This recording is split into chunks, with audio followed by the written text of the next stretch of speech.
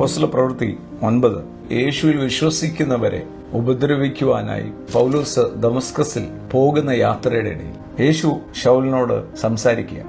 ശൗലേ, നീ എന്നെ ഉപദ്രവിക്കുന്നത് എന്ത്? ഉടനെ ഈ പൗലോസ് ചോദിച്ചു, നീ ആരാകുന്നു കർത്താവ്? ഉടനെ യേശു പറയുന്ന വാക്കെന്താ? നീ ഉപദ്രവിക്കുന്ന യേശു തന്നെയാണെന്ന് ഞാൻ. നീ എന്റെ വിശ്വാസികളെ ഉപദ്രവിക്കുന്നതാണോ? അല്ല, നീ ഉപദ്രവിക്കുന്ന യേശുവാ ഞാൻ എന്ന് പറഞ്ഞാൽ, കർത്താവായ യേശുവിൽ വിശ്വസിക്കുന്ന സഭയെന്ന് പറയുന്നത് അവിടെ മാത്രം ഹി ബിക്കംസ് വെരി പേഴ്സണൽ. പൗലോസ് ആരെ ഉപദ്രവിക്കുന്ന? വാസ്തവത്തിൽ യേശുവിൽ വിശ്വസിക്കുന്ന യേശുവിന്റെ ശിഷ്യന്മാരും വിശ്വാസികൾ, ഈ മാർഗക്കാര്. പക്ഷെ യേശു അതെടുക്കുന്നത് എങ്ങനെയാ? എന്നെ ഉപദ്രവിക്കുന്നത് എന്ത്? ഞാൻ ശുശ്രൂഷിക്കുന്നവരോടും ചേർന്നവർ, എന്നെ എന്നോടും കൂടെ ചേർന്നവർ.